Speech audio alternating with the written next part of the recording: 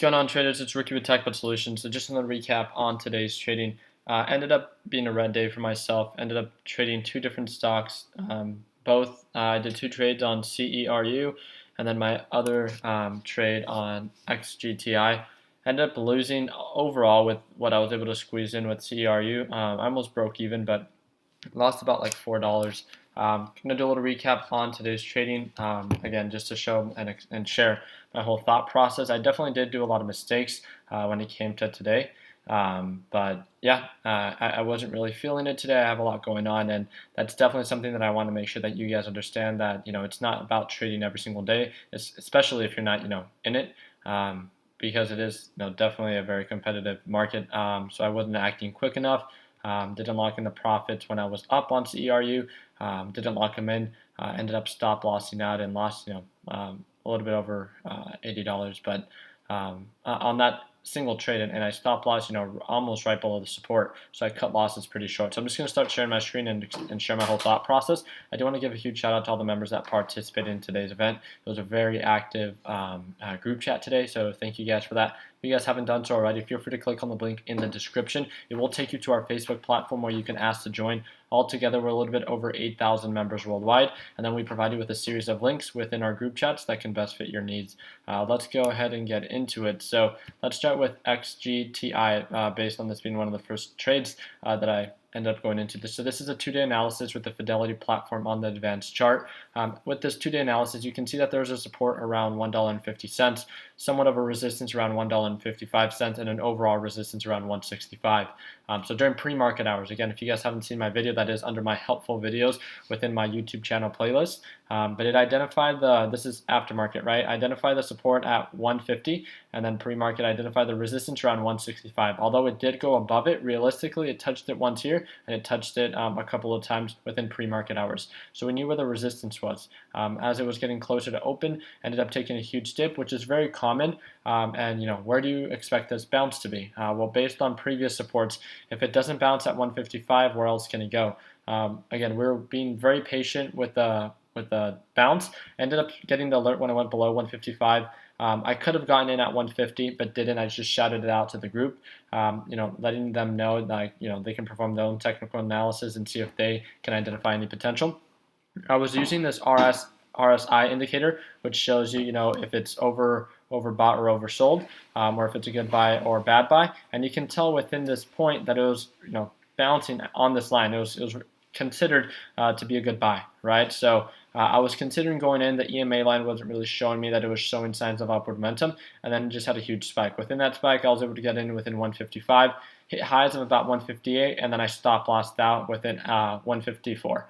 So I cut my losses short, and although not a lot of people like what it is that I do, because I cut losses so short, it ended up bleeding all the way back down to the support and kind of plateaued around that 150 line. So again, it's just my style of trading. You definitely don't have to mimic and do exactly what it is that I do. I'm just talking about my best practices and what's helped me, be able to cut losses and in a sense promote growth. So I ended up losing $19 there, so nothing big, and didn't really see the potential. The volume was very low, didn't see any bounce. I was looking at the EMA line, and it was showing signs of upward momentum during closing, but nothing really interesting, right? It was showing that 10% potential within 150 to 165, but it just wasn't doing it. The volume wasn't there. So this is just one that we'll have to follow up on and set our alerts. Now with CERU, this one, again, a 2-day analysis during pre-market hours, identify the support at 110, identify the resistance at 120. And as you can see, that is very clear, right? So support, resistance. So what's a good buy? Anything around 110. What's a good sell? Anything around 120. That's ideally what it was playing out to be. So usually what happens with these trends is, it tries to open pretty strong, and then it just starts, slowly bleeding all the way down. Ended up dropping below 110.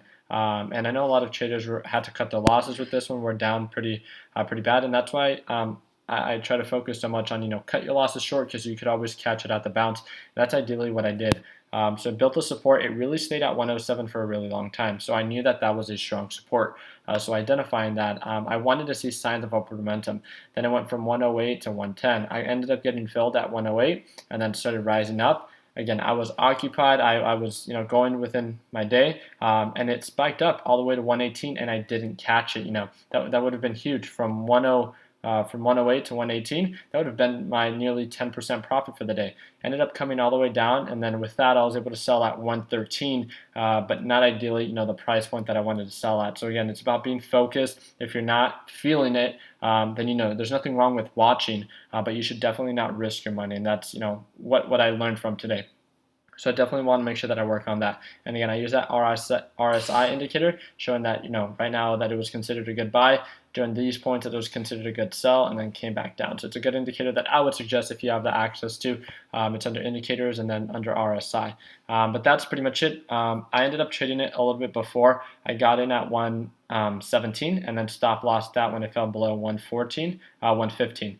So I cut my losses there. Ended up losing a total of like $3 to $4 today. So I was down about $96 and then brought a little bit back. I was up and then came back down. So that's pretty much my mistake for the day. So what I want to make sure that you guys understand by this whole video is that if you guys aren't feeling comfortable, if you guys are going to be extremely occupied, and you're not going to be able to dedicate really your true focus when it comes to trading, especially with day trading, I highly suggest for you guys to take a step back and understand and realize the risk, right? Especially as a new trader, you don't want to discourage yourself. You don't want to run out of day trades if you're using the Robinhood platform. And I would hate for you guys to lose money when there's a precaution that you guys can take to avoid these mistakes.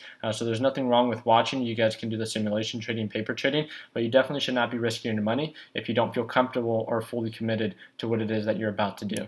And that's my own 2 cents for today.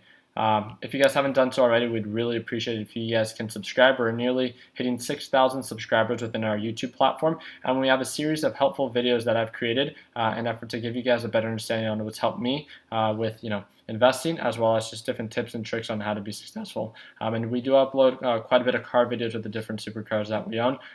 So that's pretty much it. Thank you guys again so much for watching. I hope you guys have an amazing week, and let's make sure that we end this week on a green note. Take care, guys. Baby, don't you let it go to waste.